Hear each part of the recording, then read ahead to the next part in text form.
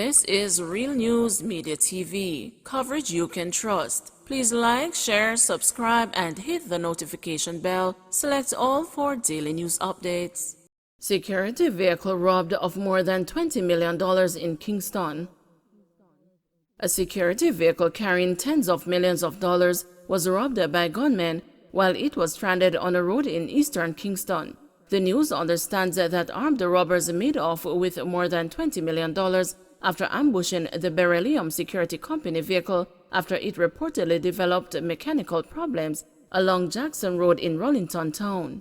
Information reaching the news team is that while repair works were being done on the defective vehicle, armed robbers alighted from a motor car that drove up, held up the 4 security guards, and stole the cash before making their escape. Beryllium released a statement confirming that there was an incident involving one of their vehicles. We are aware of an incident involving a Beryllium Limited vehicle that took place on June 8, 2022. The incident is now the subject of a police investigation. We will provide an update once we are authorized to do so, the company said. The Kingston East Police are investigating the incident. 3 gunmen killed in Hanover crash identified. The police have now identified the 3 gunmen who were killed in Sunday's crash along the Barbican Main Road in Hanover. They are 27-year-old Jamian Scott, unemployed, of Pitford, St. James; Courtney Lazarus, 27, otherwise called Laz, of Salt Spring, St. James; and the 17-year-old Javane Reed, otherwise called Javi, of King Street in St. James. It is reported that around midday, Reed, Lazarus, and Scott were traveling in a silver Nissan Latio motor car from the direction of Montego Bay towards Lucy. On reaching a section of the Barbican Main Road, they reportedly received the news that a police spot check was being conducted along the Mosquito Cove Main Road. It is reported that the driver quickly turned around the vehicle and sped back in the direction of Sandy Bay. On reaching a section of the roadway, the driver reportedly lost control of the vehicle, which collided into a JUTC tour bus that was transporting 4 tourists from Montego Bay to Negril. The occupants of both vehicles, including the tour bus operator and the 4 tourists, sustained injuries and were rushed to the hospital, where Lazarus, Reed, and Scott were pronounced dead. The injured tourist and the tour bus operator were treated. A search of Lazarus, Reed, and Scott and the vehicle in which they were traveling led to the seizure of 2 illegal guns which contained ammunition.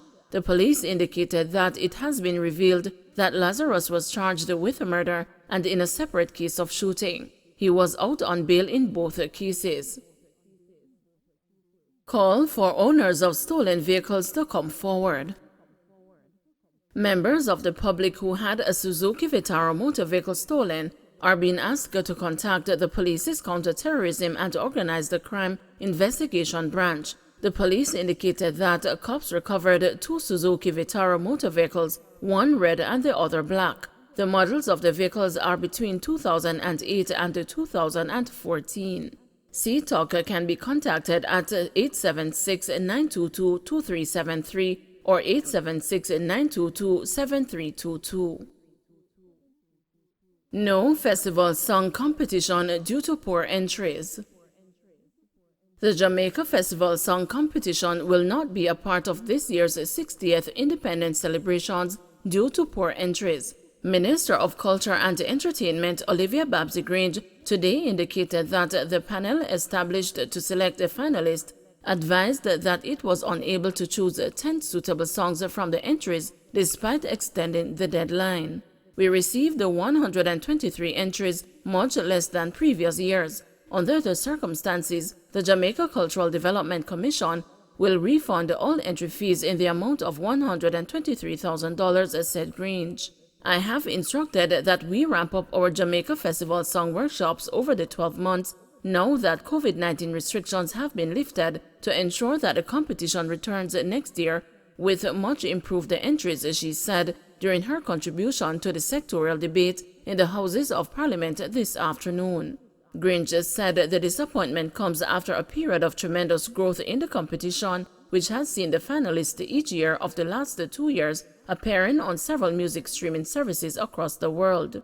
Over the same period, the JCDC and the competitors were able to earn royalties for the first time. Last year, the Jamaica Festival song album was even included on a short list that was considered for nomination for the Reggae Grammy. But there is a silver lining behind this dark cloud, Grinch said. The minister said the opportunity will be used to produce a Jamaica 60 commemorative album, which will include 2 songs that were selected from the festival song entries and the songs from the Jamaica's leading reggae ambassadors and emerging artists. Shaggy, Marcia Griffiths, Freddie McGregor, and other established artists have made commitments so far. The minister said it is her hope that the album will be considered for nominations for the Reggae Grammy. Unconstitutional overreach, attorneys warn against the attempt to amend the Bail Act. Prominent local attorneys say any amendment to the Bail Act so that people charged with gun crimes or murder are routinely denied bail would be unconstitutional and eventually struck down in court. The Minister of Legal and Constitutional Affairs, Marlene Malahoo Fort, has referred to people who are on bail and have been charged with crimes as being at large, and that is an unfortunate comment, attorney at law Bertha Samuels said. Because the inference is these persons have been granted bail by a court, a judge, and those persons are treated as at large. When I checked my dictionary, at large means a criminal who has escaped or a wild animal who has gone uncaged, and therefore means that the presumption of innocence has been railroaded by that comment, Samuels added. He referred to Section 14.4 of the Charter, which says that any person awaiting trial and detained in custody shall be entitled to bail on reasonable conditions unless a sufficient case is shown for keeping him in custody. Bail is granted on certain principles. Section 14.4 of the Constitution says that a citizen is entitled to bail, and the cases of Nation and others, and the case of Gowie makes it clear that there is an entitlement to bail, and those who are seeking to deny bail must put forward evidence before a court for the denial of bail so that the Bail Act cannot be amended to conflict with Section 14 subsection 4 of the Constitution, he said.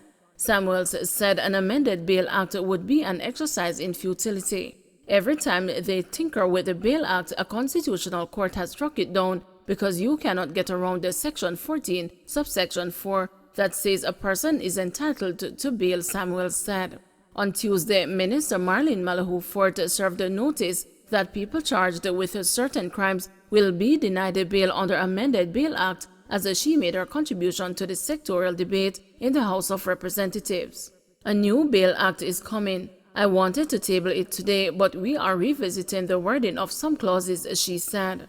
I will say no more of this stage except that if you're on murder charge, you cannot be at large, and if you're on gun charge, you cannot be at large. Prominent attorney at law Christopher Townsend argued that the administration should not tinker with the Bail Act, as the judges should not rubber stamp a policy position by a political administration. The judges are there to infuse the human element into the justice system, so it is not just some stoic entity of government, it is human-based. And that's why judges are there. They are not there to rubber stamp, but to put the human element into the system so that justice and the balance can be achieved for the individual, Townsend said. Townsend added that amending the Bail Act would open the door to trample on people's rights, and the right to bail is an exceptional right that is being whittled away slowly. This is a huge overreach. Leave the judges alone. Allow them to do their job. You don't need to do it for them, Townsend said passionately. A joint select committee of the Parliament has been reviewing the Bail Act, and Marlene Malahoo Fort has signaled for some time that a bill was to be tabled soon. The police have long advocated that certain individuals should be denied bail and have pointed to anecdotal stories where individuals on bail have been fingered in fresh homicides and gun crimes as they merely continue a life of crime before the interruption of an arrest. Another attorney at law, Donahue Martin, argued that the government must be careful not to over-incarcerate itself out of crime. On the face of it, it is unnaturally unconstitutional. It will be struck down as unconstitutional by a full court, so it might be an effort in futility on the part of the government. But the government needs to be careful we do not try to over-incarcerate our way out of crime, he said. It has proved to be unuseful in the world. The general mood has been to over-incarcerate our way out of our crime problem, and that has been the root policy to get ourselves out of crime problem, and that will only exaggerate our already existing socio-economic woes, Martin added. Martin pointed to institutional weaknesses within the justice system, such as an over-reliance on eyewitness testimony and poorly funded intelligence-gathering operations, which allow loopholes for criminals to avoid incarceration. We have an over-reliance on eyewitness testimony, and the eyewitness testimony is inherently unreliable. What you're going to have is making criminals out of non-criminals. If we want to deal with crime, we have to catch the perpetrators with intelligence-driven operations. We need to invest more in the crime portfolio of the JCF, in the intelligence gathering and investigative capacity of the JCF, right across the board, in the divisions themselves, he said. Don't forget to like, share, subscribe, and hit the notification bell. Select all for daily news updates.